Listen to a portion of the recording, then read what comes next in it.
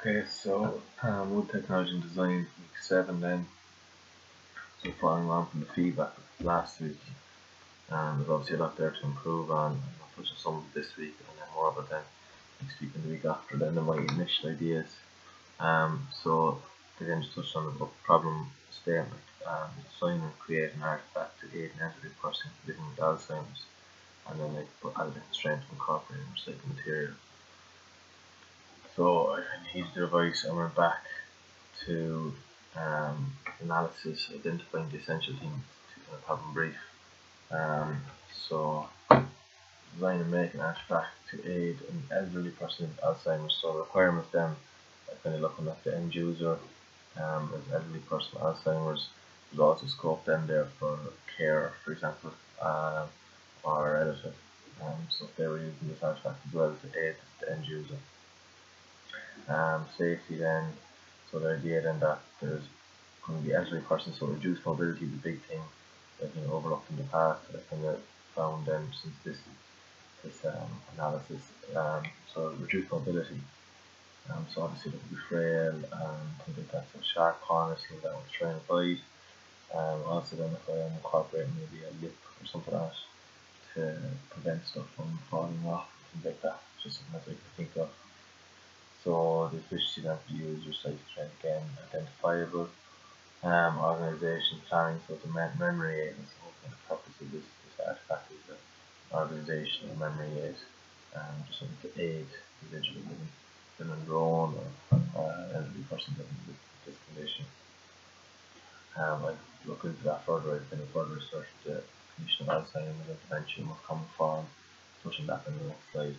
If I go back here to analysis then, so the living arrangements are kind of based off my own past experiences. Would be basically my own grandparents or kind of friends of mine that have seen these elderly people generally. It's a rural setting, kind of cottage type house, things like that. Not all the case, that's just from my own experience. So both the aesthetic and being keeping with tradition, okay.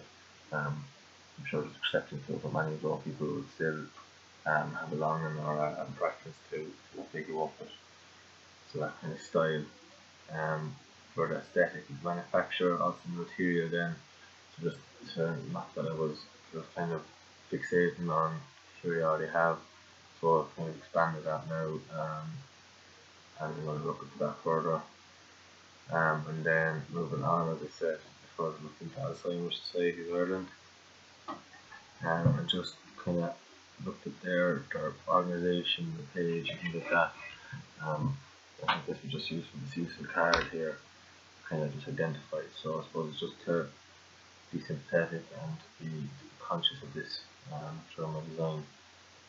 Is that they may struggle with what they want to say, it might find it hard to manage money, it might need help crossing the road, obviously I can't really necessarily address there, but managing money, that is something I could address. Forget things, feel confused, feel lost. Again, they're all things that I should incorporate by design. Moving on then to kind of markets. A lot of the items here are not necessarily something that is beneficial to the user, but may be useful to them in their livings. They say that it's them with clocks and watches, but they're simply designed to the needs of the person who has Alzheimer's or dementia.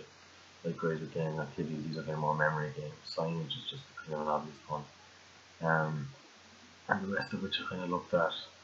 And eating and drinking is one I'm going to examine further and re-analyze that.